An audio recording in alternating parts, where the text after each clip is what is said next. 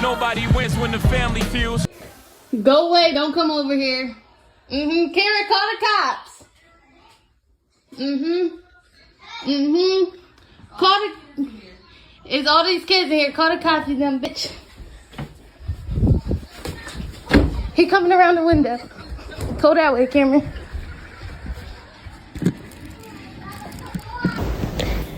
So I met this guy in 2023. It was either January or February. And I met him through my cousin. So he is a DRUG dealer. Find Kada Scott today. The 23-year-old went missing over the weekend while working an overnight shift. Police turned to the public for information surrounding her disappearance yesterday as family members are increasingly concerned about her well-being. It's been horrible. I just want my daughter to come home. Never came home. I was calling, it went straight to voicemail. A cause for even more concern. Scott had reported being harassed just a few days before disappearing. Didn't help. Just anything will help at this point. Imagine a man getting arrested for something he know deep down inside he should never did. But somehow, instead of getting prosecuted, the charges get dropped. Not once, but twice. Both times tied to a man accused of putting his hands on a woman. But because these women never showed up for court, those cases disappeared. And then they say, third time's a charm, right? It's sad, but it's true. And this time it came with a tragic ending. A young woman sent her mom one alarming message before heading to work and then vanished. Days went by, almost 2 weeks, and she never made it home. The search grew louder, the questions got heavier, and soon after, a discovery was made behind a nearby school, left the community heartbroken. Now before we go any further, I want to make something clear.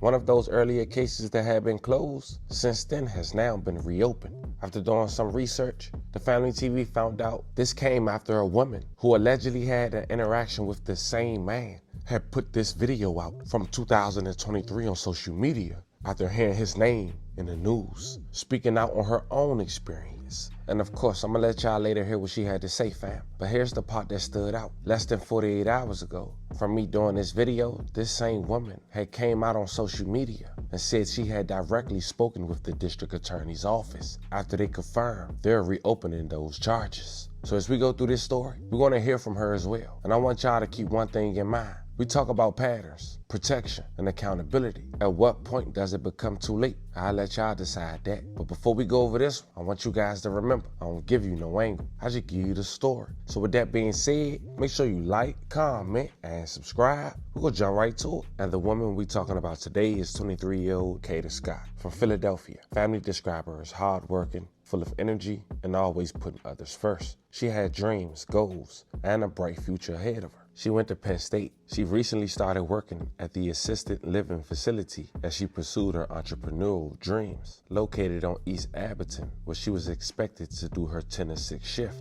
October 4th, that morning, Scott was getting ready to head out for work. Before she left, she sent her mom a text message that immediately felt off. The tone, the wording, it wasn't like her. And that's what raised the first red flag. Hours passed and her phone went silent. She didn't clock out of work, didn't answer calls, and didn't show up home that evening. Her family didn't waste no time. They contacted police, started organizing searches, and spreading her picture across social media. And at that point, you had neighbors who began helping out as well. The more people learned, the more it became clear something wasn't right. And by October 5th, 2025, Scott was officially reported missing. They're stepping up their efforts to find Kada Scott today. The 23-year-old went missing over the weekend while working an overnight shift. Police turned to the public for information surrounding her disappearance yesterday as family members are increasingly concerned about her well-being. Action News reporter Kareem Thomas live in the neighborhood this afternoon with more on the search today. Taronda. Well, Brian, you can't go too far here in Mount Airy without seeing a picture of Kada Scott. Her face is on posters and flyers that are posted up across this area. The 23-year-old was last seen at about 10 o'clock on Saturday night. Police have used canines, helicopters to search for her, and today her family began their own search.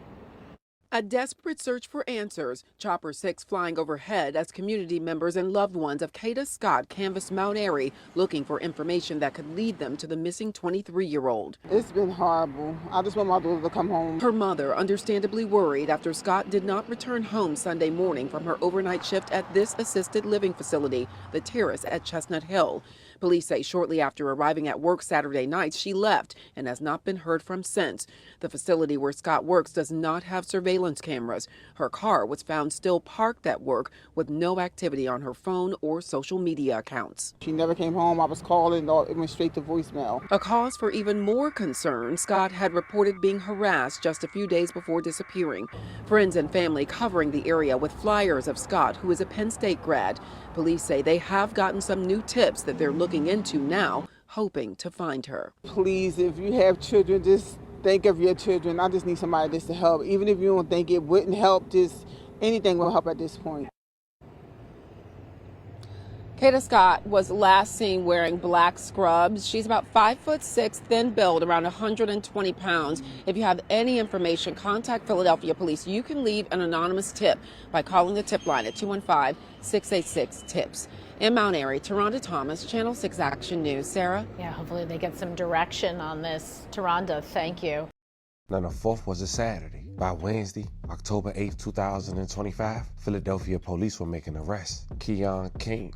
Authorities claiming he was allegedly the last person to see Scott before she went missing. Now, they didn't disclose the extent of their relationship, but police did say they did believe that the pair came into contact days before the disappearance. Now, around the same time, a young mom identified as CC from Philadelphia had posted a video on TikTok with the caption, "I'm glad you're in jail now. Can't hurt nobody else. This is him. One of many times he tried to break in my house. Hope they throw him under for everything he's ever done. Keon King." Now, mind you, fam, at this point, Kada's body is still yet to be found. But the family and friends on foot doing extensive searches from information they gathering online and giving to the police. Now, in this TikTok video, you could tell this man a little off. He doing karate stances while jumping over the fence. Don't even look like he banged on a home before being identified and leaving. Now, less than 48 hours ago, this young lady later disclosed who this man is, how they got into a relationship, what was the time frame of this video. But I want to stay in chronological order,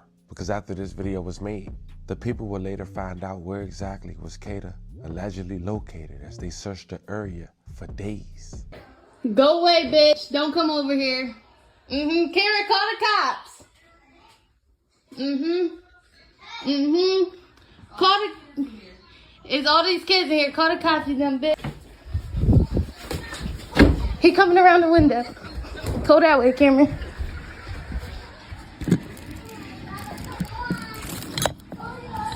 Yeah, bitch. Bye.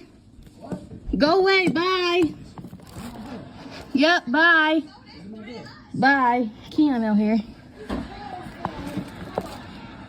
Now, I don't know if y'all peeped it, but it definitely looked like he was toting. It definitely looked like he was carrying the firearm. But then on October 15, 2025, 11 days since Kada's disappearance, a car believed to be connected was found Wednesday afternoon in the East Falls section of Philadelphia. Neighbors heard the chopper overhead as officers canvassed the parking lot at Gepsy Lane condos. Apparently, that's where Keon's mom lived. The vehicle was a 1999 metallic gold Toyota Camry with Pennsylvania tags MSX0797, which matched the description and license plate number released by investigators earlier in the day. It's also worth mentioning that the vehicle reportedly been listed on Facebook Marketplace about 3 weeks ago and was parked at the condo complex for at least 5 days. Surveillance footage shows the driver leaving the property about 35 minutes after arriving. A resident had approved the driver access to the lot, but it's still unclear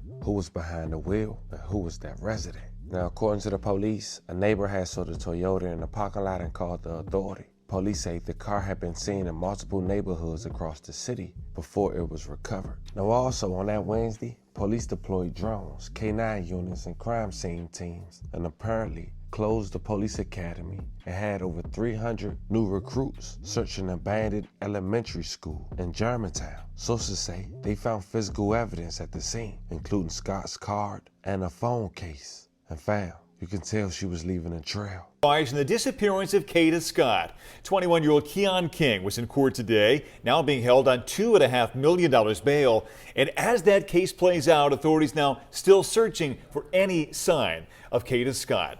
It is Thursday afternoon. I'm Brian Taft. And I'm Sarah Bloomquist. The big story on Action News is the arraignment of Keon King. He's facing kidnapping and other charges related to Scott's disappearance on October 4th. She has still not been found. Well, today we learn more about the investigation into a previous kidnapping charge connected to King earlier this year. Action News reporter Annie McCormick live at Philadelphia Police Headquarters this afternoon with the latest. Another day of significant developments, Annie. Ryan, that's right. And King arraigned this morning, now facing that hefty bail of $2.5 million. Today, though, authorities are still looking for the missing woman. Keon King arraigned this morning and facing charges of kidnapping in connection with the disappearance of 23-year-old Kada Scott. The 21-year-old is facing a second charge of kidnapping in connection with a January 2025 case. Sources say this video circulating on social media stems from that same incident. The video is part of the investigation. Yesterday, the district attorney's office explained why the case was ultimately dropped. He did have a previous case. It was a 2025 case for very similar conduct, strangulation and kidnapping. That case had been withdrawn by our office based on the witness failing to appear at court. Today, homicide detectives were back in the area of yesterday's extensive searching for video. Wednesday, they combed the grounds near the closed Ada Middle School in East Mount Airy, across from the Aubrey Arboretum, where they searched last week. Police say a tip led them to physical evidence there, including a phone case, and sources say they found a debit card with Scott's name on it. Police also took King's car, a 1999 metallic gold Toyota Camry, from his mother's condo complex in East Falls. Crime scene investigators are processing it today. Scott was last seen October 4th, going to an overnight shift at her job in Chestnut Hill. Police say she told loved ones she was being harassed before she went missing. Investigators would not say if the person harassing her was King or comment on their relationship. And Brian and Sarah, Scott has now been missing 12 days. Authorities are emphasizing, even though you're seeing in the news word of a suspect, they still need any tip that the public may have. Again, 215-686-TIPS. We're now reporting live outside of Philadelphia Police Headquarters. Annie McCormick, Channel 6, Action News. Now here's where things get a little tricky. Kada's body wasn't discovered when authorities first went to that abandoned school to look for her body, which is kind of crazy because almost a week after, they will find her body around that same location. But before that would go on, the woman who gave out that video of Keon jumping over her fence, she went out and spoke some more via TikTok. And check out what she had to say. So I met this guy in 2023. It was either January or February. And I met him through my cousin. So he is a DRUG dealer. He was selling to my cousin. My cousin told me he was going to pick me up, take me to his house, and then he was just going to drop me off at his house because my cousin wanted him to come quicker with his, DRUG. And so he was like, oh, if you're in the car with him, he just going to come faster. So I was like, okay. So I got in the car. He had him pick me up from my mom's house. I got in the car with him, and we drove up there to up top, and what did we do? He parked somewhere. We was talking for a while. My cousin was blowing his phone up the whole time. So after he finally answered the phone, we end up going there. So once we get there, they got into an argument or whatever, and me and Keon ended up leaving. So me and Keon was chilling for a long time, and then he dropped me off back at home. So that was our first ever interaction. After that, we continued to, see each other and things like that. We didn't, I didn't officially start being like, we never said we was in a relationship first until it was March 17th, 2023. So that was the day after my sister's birthday. I invited him and his friend to my sister's, what was it? I think she had a hotel or whatever. Yeah, she had a hotel. They had him and his friend had came. That was the first time we spent the night with each other or whatever. So that's how everything started. This is why I haven't spoken on anything else regarding the case. As of yesterday, the case is officially reopened. I have talked to the DA, and we are going to proceed with everything and to make sure that he does not come home this time. So obviously, with that being the case, I can't really say much on social media anymore.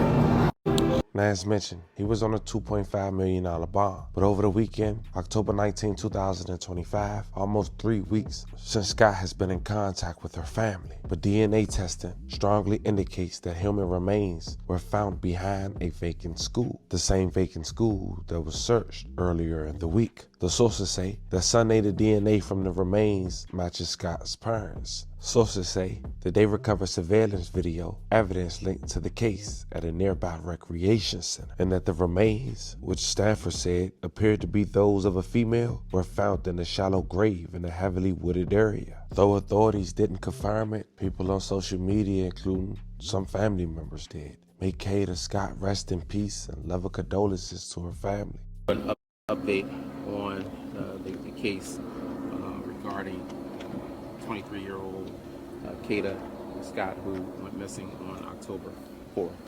A little bit of a somber and grateful moment here right now. Based on tips that have come in over the past few days, as we called on earlier this week, asking for the public to provide any information, any tips, and the public has been fantastic in providing tips and information, and we greatly appreciate that.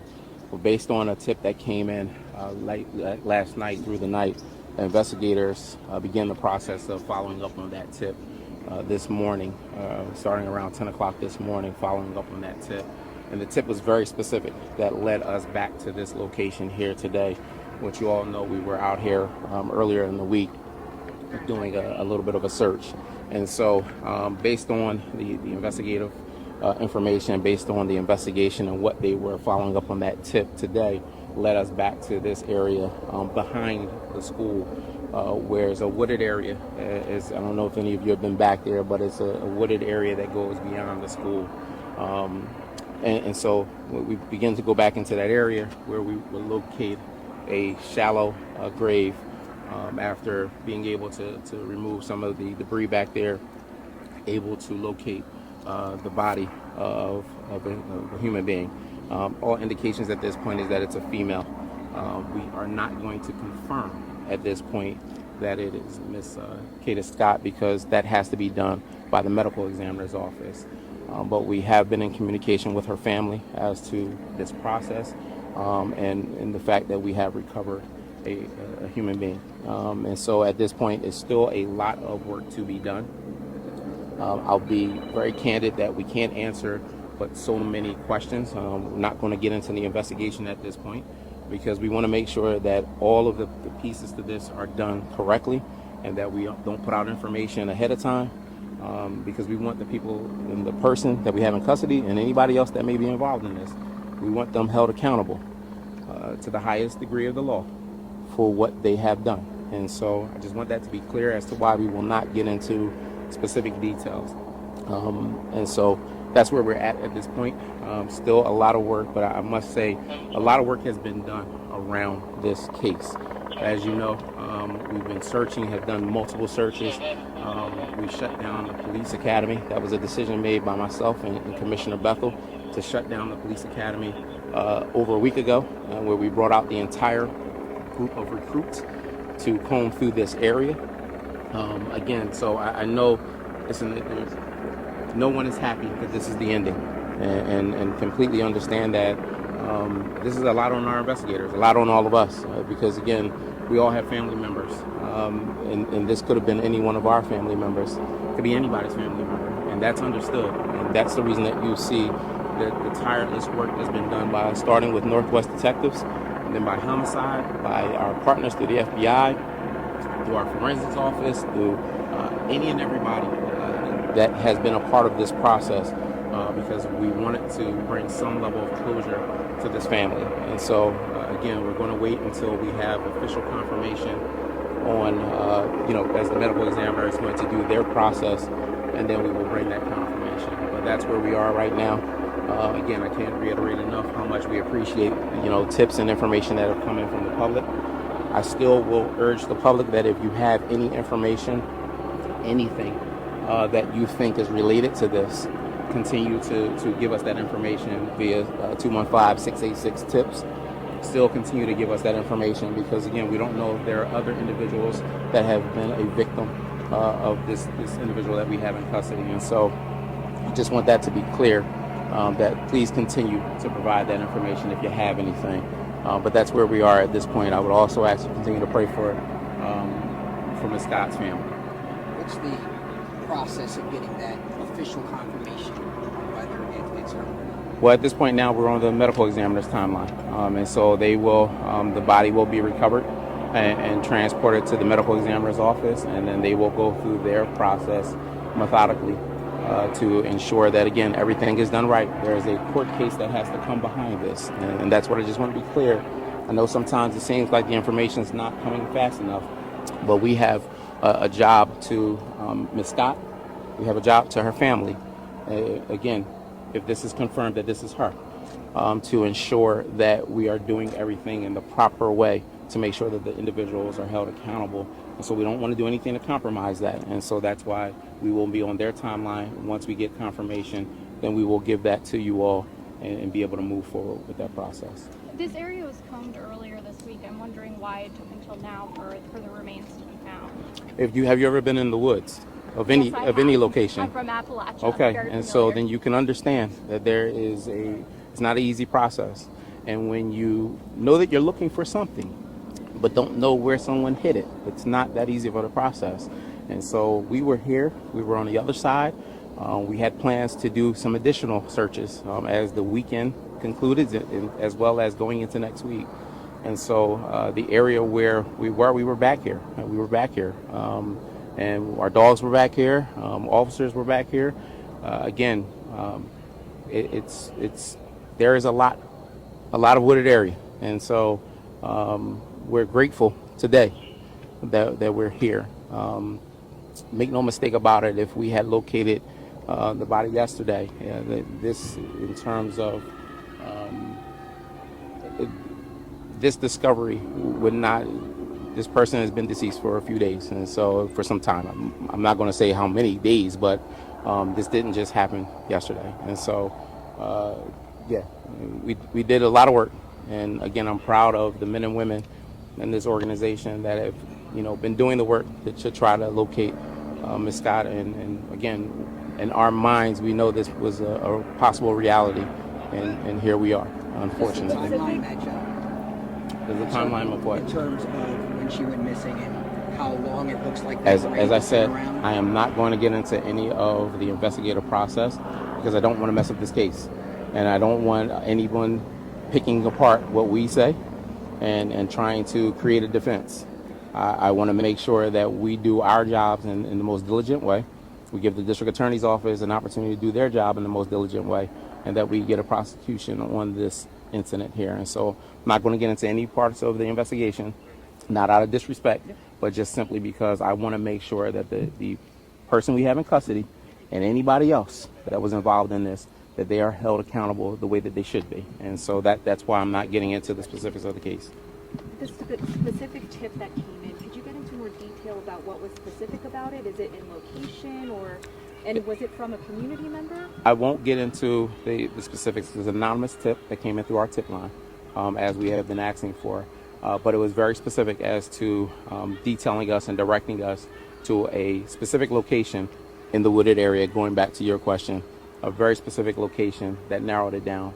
Don't know who the tip is from, but grateful that the individual submitted the tip that brought us back here to this location this morning. Just the last question. Forget the cursing and the yelling at you guys. It just shows that there's passion behind this. What do you want to say about the passion of the community? They were out here, as you know, last night searching as well. Just your thoughts on just the community's involvement in this case. Listen, I am not offended by the passion that some of the remarks that have been made as we were walking back. I'm not offended at all, because that's people's emotion, and this is an emotional situation, and so it's to be understood. However, I know what we have done and the amount of hours that have been put into this process of trying to locate Ms. Scott. I know the work that has been done to bring the individual in the custody that we have in custody, and I know the work that these investigators will continue to do to ensure that we wrap this case up and that we do everything to hold the people accountable in the proper way. And so listen, we can't be upset at that. I mean, that's emotion. If that was my family member or if I was someone I knew, I would have the same level of emotion. And listen, to be quite frank about it, the reason I go through the steps of what we have done is because not every community member, they don't know that we shut down the police academy to bring 300 recruits up here to go searching through an area. They don't know that. They don't know that we had teams of dogs from New Jersey State Police come into Philadelphia to help us in the search process. They don't know that. And so it's my job to make sure that I express that so they know that this police department, we took this case serious. We take every case serious, but the work that's been done to again, bring this to some conclusion. Is this the conclusion that we wanted? Absolutely not. But at this point now, we have to do everything in our power to ensure that we bring justice for this family and some level of closure. And so to answer that, no, it's understandable. Listen, that passion you need, because that's also the passion that helps you drive in the tips. That's the passion that gets you to have the support from the community and getting the information that we got. And so it's understandable. Could we hear from the ADA as well? Absolutely. Once and if it is confirmed that this is Kada, what does this mean for King? It means that we do our job. It means that we take everything that we know, we take everything that we found out today, we let the MEs do what they do, and then everything will come to us and we'll make the determination of whether we add additional charges. And what would those additional charges be? Once we hear from the ME, I'll have a better answer on that. Obviously, we're like you said, we're going in order. Right now, we're on to the ME. They're going to do their investigation. As soon as we hear from them, it'll guide us in what we do.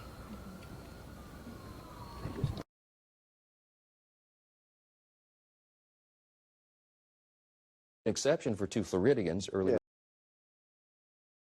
Fam, when you really sit back and think about this one, it's hard not to feel angry. A woman lost her life in a situation that really could have been prevented. And the sad part is, people saw the signs. The court saw the history. The victims before her tried to speak up, but never made it to the finish line. It makes you question, how many chances should somebody get before the second chances become somebody else's last? Because we could talk about laws, and we could talk about the system, but at the end of the day, when it fails to act, families are the ones left with lifetime of pain. Now, as we continue to follow this story, one of those old cases has now been reopened, as you heard, and new voices are being heard. So maybe this time, justice will finally catch up. But the question still stands. Why did it take a tragedy for the system to listen? Rest in peace to Kada Scott once again. Love and prayers to her family, friends, and community. No woman deserves to lose her life at the hands of anybody, let alone a man. Remember, fam, we don't bring these stories for entertainment. We bring these stories for awareness. Because maybe if just one person sees this and decides to walk away, speak up, or step in, then maybe, just maybe,